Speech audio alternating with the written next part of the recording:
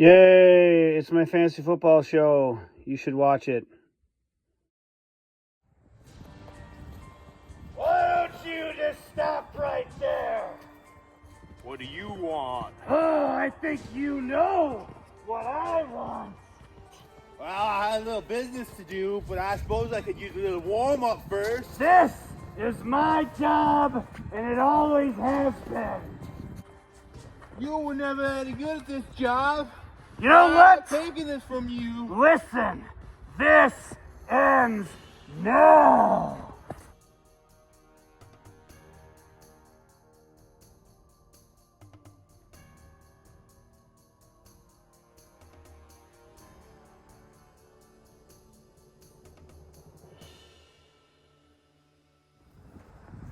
You're going down, boy. Executioner, prepare to be executed.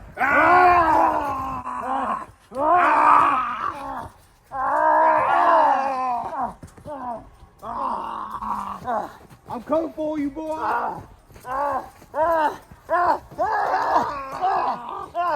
out of my way.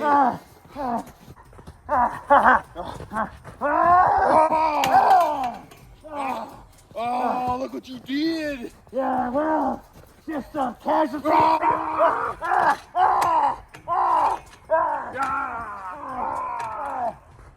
That's right. You ain't nothing, boy. That's right. Yeah. Wait, Oh, who that? who is this guy? I don't know, but I don't like him. I don't like his face either. Let's get him. If I was sure coming to you, boy. Yeah,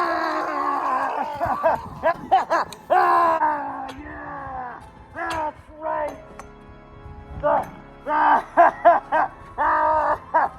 This is so bad.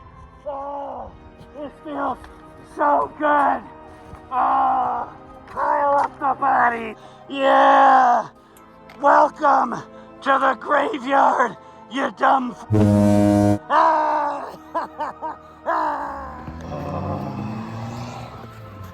Which one?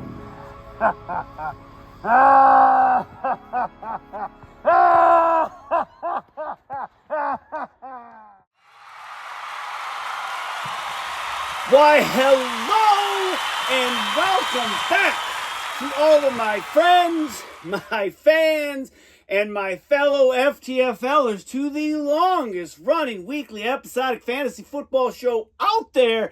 That's right, boys and girls. It is time once again for the FTFL weekly update. Woo! And do we have an update in store for you?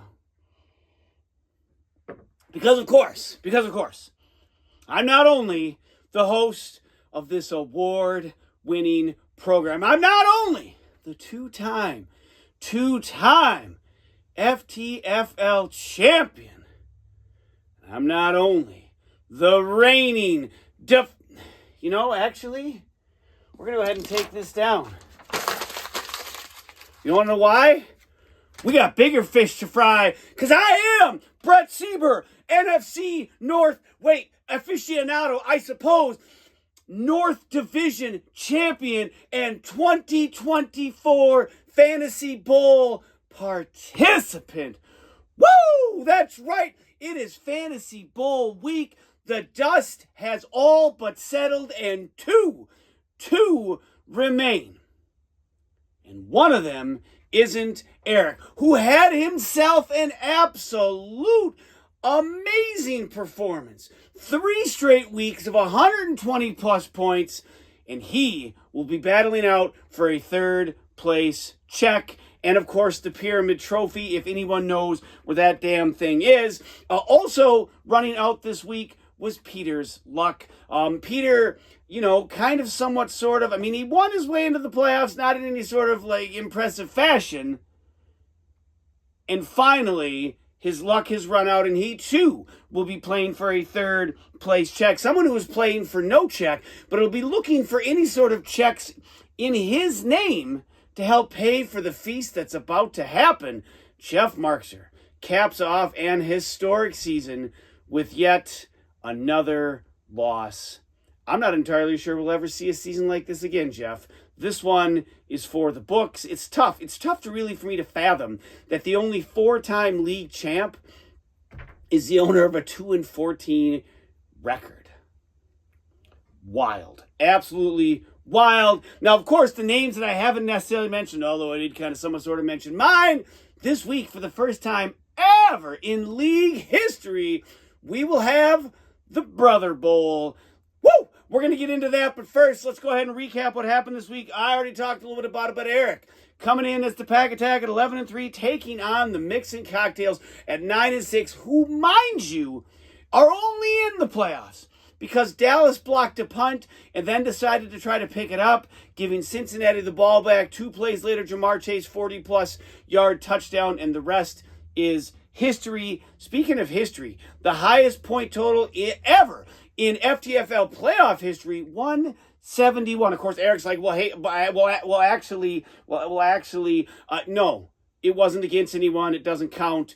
It's pretty much screaming into a tornado. No one heard it. Andy's 171 to Eric's rather impressive 121. That's right. He scored 121 points and got beat by 50. Woo! All of Andy's players were in doubles. Jonathan Taylor, God swore it's got to be proud when you raise your kids up and you send them off into the world and you see them achieve great things. You think, I played a part in that. However minuscule and damaging to your team's future it was, yes, Adam Swore, you played a part in the Jonathan Taylor story this year. 40 points for him. Devin A-Chain, 25. Connor and Mahomes both had 18. By the way, Connor has averaged 19-plus the last 3 weeks. Now, he's coming into this week with an injury designation. I'm not one to wish injuries upon someone, so I won't. But if Connor didn't play, it wouldn't crush me. I'll tell you, it wouldn't crush me. Speaking of crushing, Eric's loss, 29 points. Justin Jefferson's best performance of the season, wasted. Brandon Aubrey, 21 points. By the way, 180 on the season. He actually isn't even the number 1 kicker in the league. That would be Chris Boswell. Aubrey is the number 32 overall scorer in the league. Let that sink in. Josh Jacobs, 14 points. The 4th best running back in the league. A season that will not count for much other than 3rd place. Josh Allen averaged 21.5 points. Josh Allen, huge week last week for Eric when it didn't matter. This week when it did, 10 points. Woo.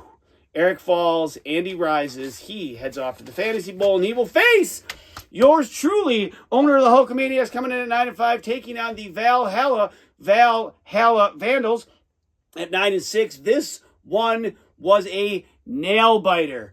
Woo! Was it close? Going into Monday night, I'm up 9. Peter's got the Packers defense. He gets 10 right out the chute. I'm down 1. By the way, I was actually at this game with my daughter, my nephew Josh, and Eric. What a day, what a night. As we entered the 4th quarter, I was sweating. I was down. And then Jaden Reed hit a deep ball. And then Jaden Reed got hit with another deep ball. And all of a sudden, there I was standing with a 4-point victory, 93.5 to Peters, 89.5 for me. Lamar and Jason Sanders both notched 22 points. Jahmyr Gibbs, 18 points. He was the only touchdown in my lineup besides Lamar Jackson. If this happens again this week, I don't know how I pull out yet another victory if that's the case. Isaiah Pacheco, what a lost season. What could have been had Eric taken him instead of Derrick Henry. I would have ended up with Derrick Henry and probably just a league title to boot. Half-point lost season. I wish there was better things to say, but there aren't. Jaden Reed, 5.5 points, not a lot, but those 5.5 points were huge, seeing as I won by 4. If you're Peter, Baker Mayfield, 20, the Packers defense, 16, Amon-Ra, 13, Jordan Addison and McMillan, both with 10.5 points. By the way, Jordan Addison, the number 12 receiver on the on the list. Peter did share with me, and I'll put the picture in here. His waiver claims. Tyler Algier was number 1. Ty Spears was number 2. Had he flip-flopped the order, he wins. He goes off to face Andy in the Fantasy Bowl. However, it was not meant to be. Another lineup snafu, if you will, by Peter. We've seen enough of those this year and, well, in the past. I head off to Fantasy Bowl. Peter heads off to face Eric in the 3rd place game. Now, fifth place game before we, I guess, get into the consolation bracket, if you will. Make America Great Again coming in at 7-8, taking on Team Dickweed at 7-8. And wouldn't you know it, Dickweed goes out on a high, 105.5 for him, 81 for Sid. Jaden Daniels saved his best for last, 42 points. Saquon, 26. Will all the Vikings fans dream of him and in their alone time? Reichard, 12 points. This is maybe John's best season he's had in a while. I know he's been in the playoffs in the last 5 or 6 years. However, keepers galore on John's team. Jaden Daniels, Saquon Barkley, Nico Collins, Joe Mixon, probably not. John Hell, he probably will keep Will Reichard, knowing John's track record. If you're Sid, completely opposite story. Yeah, you made the playoffs, kind of limped in, got some help due to a, crappy blocked punt. Did you get help from that one? I think you did, because Trogdor would have gotten in. Russell Stupid Face Wilson, that's what you get for trusting him. 16 points. T. Higgins, 12. Brock Bowers, one of the best rookie tight end seasons of all time, if not the best. 11.5 points. Big things for him. Speaking of rookie tight ends, last year's rookie tight end, Sam Laporta, 10 points. 87.5 on the season for him. Last year, 140.5. Boy, Sid would have loved to have had a few more of those points, but it wasn't meant to be. Fifth place for you, Mr. Hagan, and on to the consolation round we go. Consolation champion. I had to take it down in part. I've got bigger fish to fry, and also we have a new consolation champion as Trogdor. One last time for you, Mr. Swart. Coming in at 7-8, taking on the radioactive monkeys in 7-8, and wouldn't you know? Okay, so I lied. Trogdor gets the win, 110 to 78.5. If you're Adam Swart, James Cook, 25.5 points. Brian Thomas Jr., 22.5. Kyler Stupid Face Jr. Murray, 20 points. Cooper Kupp, who was part of the James, good God. Jonathan Stewart trade, said, well, he's going to be a keeper. Really? I wouldn't keep him. 1.5 points. Pakua is the receiver on that team. Cooper Kupp is old. He's broken, just kind of like your draft and or fantasy football strategy overall. However, it did net you a consolation champion. Nothing to shake a stick at. Saltmarsh ends a disappointing season, especially since the trade deadline. Chuba Hubbard, bright spot, 24 points, 10th overall running back. Definitely probably going to be a keeper for Salty. Bijan, 19, probably his other keeper.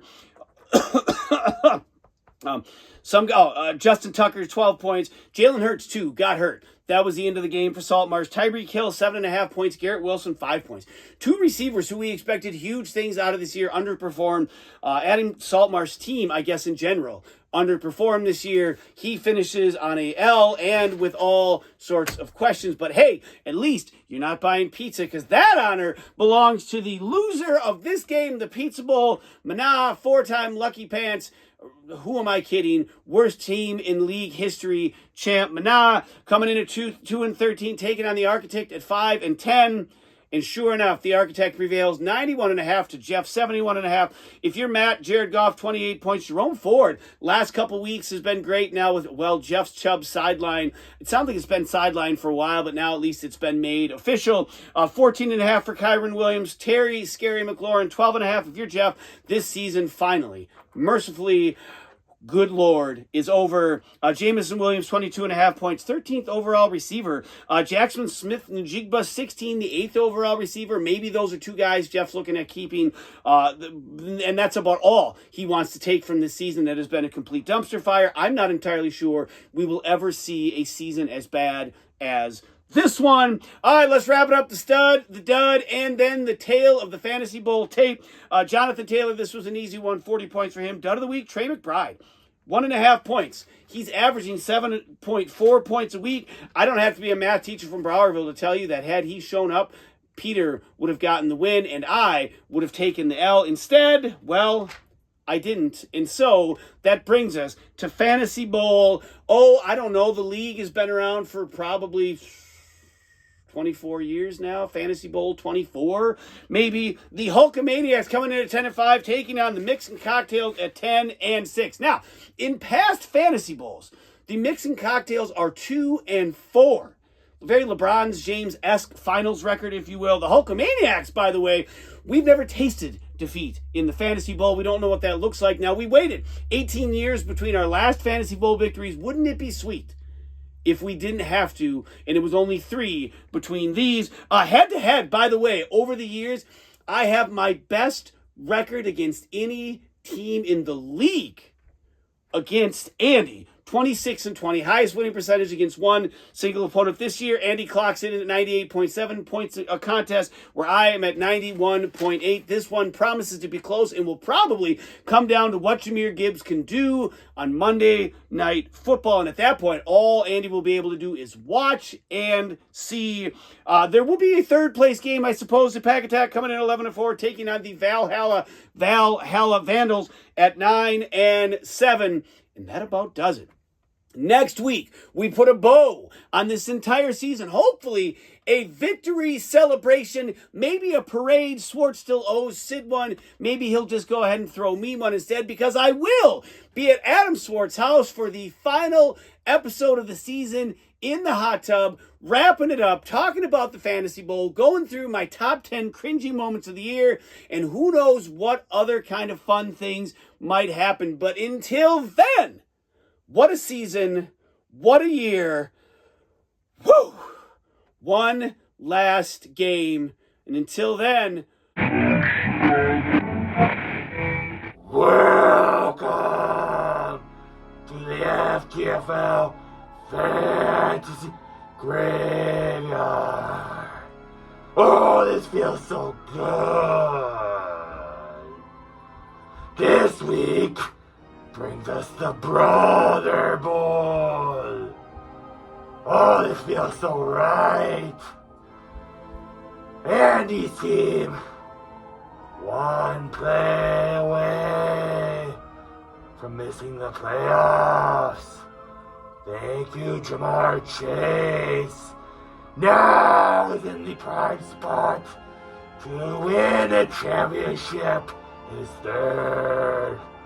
Meanwhile, his brother Brett, dominating all season. Oh, the executioner sucks, just like the Packers do.